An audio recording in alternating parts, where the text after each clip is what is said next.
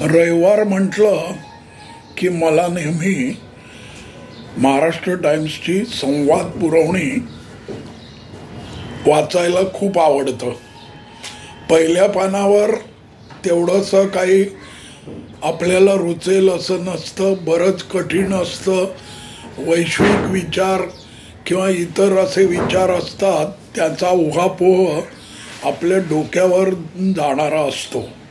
त्यामुळे मधली पानंच मला वाचायला आवडतात. त्यातील तंबीदुराई यांनी लिहिलेलं स्फुट खरोखर वाचनीय असतं, विडंबनात्मक असतं.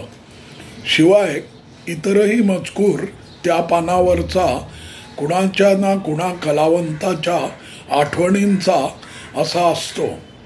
त्यामुळे ते पान आवर्जून वाचावंसं वाटतं. शिवाय साप्ताहिक राशी भविष्य आणि पुस्तकांचा परिचय ही माझी पुरवणीमधील संवादमधील वाचनाची ठिकाणं. आज मजेशीर गोष्ट झाली. सध्या PhD वरून खूप चर्चा चालू आहे. त्याबद्दल त्या स्फुटामध्ये खरोखर डोळ्यात अंजन घालावं अशा तऱ्हेचा तो लेख होता. PhD वरून काय दिवे लावले जातात याचा तो उहापोह होता. खरंच गमतीशीरच होतं. PhD म्हणजे शिक्षणातली मेडिकल सोडून सर्वोच्च पदवी. मला देखील ज्या काही गोष्टी आयुष्यात जमल्या नाहीत त्याचा मला आता इथे त्यामुळे उहापोह करावासा वाटतो. त्यातली एक गोष्ट म्हणजे मला न जमलेली PhD. मॅनेजमेंटमधील मास्टर्स इन मार्केटिंग मॅनेजमेंट हा पोस्ट ग्रॅज्युएट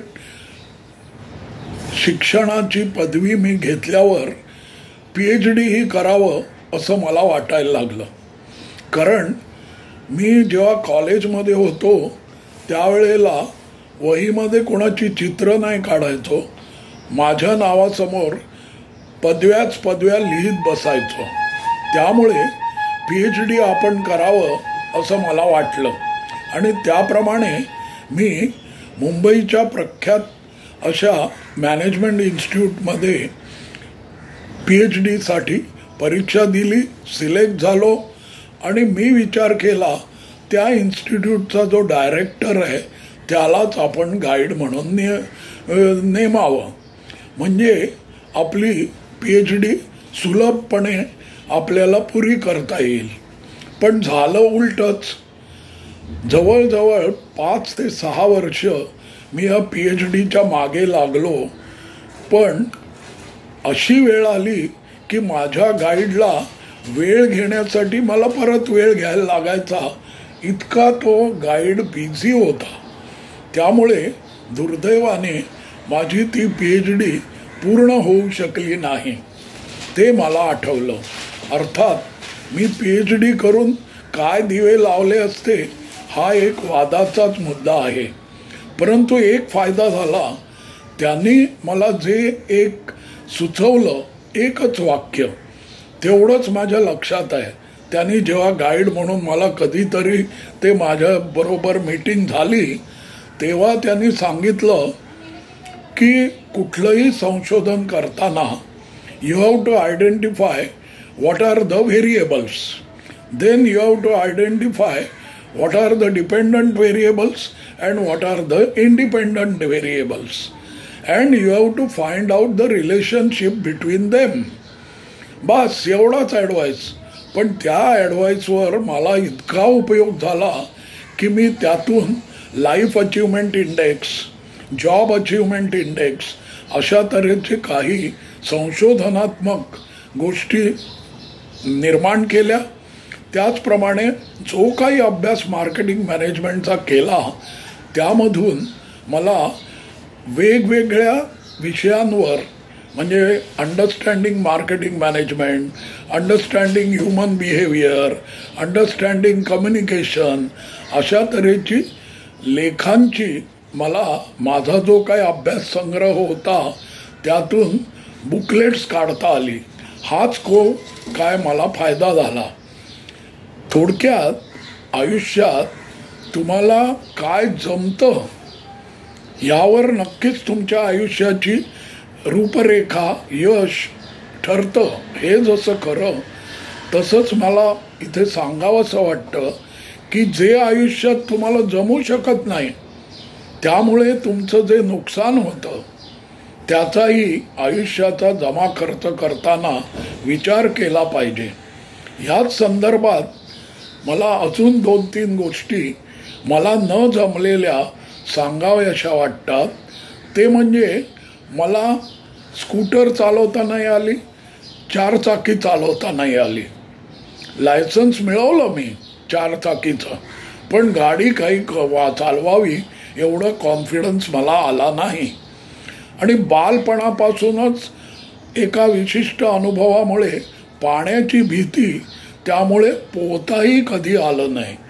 त्यामुळे पोहता न येणं, त्याचप्रमाणे ही वाहनं न चालवता येणं, ह्यामुळे माझं नक्कीच भरपूर नुकसान झालं.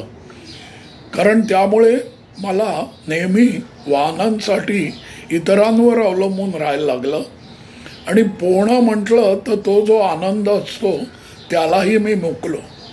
तेव्हा प्रत्येकाने आयुष्याचा जमा खर्च काढताना आपण काय मिळवलं ह्याच्यापेक्षा काय गमावलं ह्याचा देखील विचार करावा आणि त्यामुळे काय नुकसान झालं त्याचाही आढावा घ्यावा, एवढंच मला सांगावंसं वाटतं.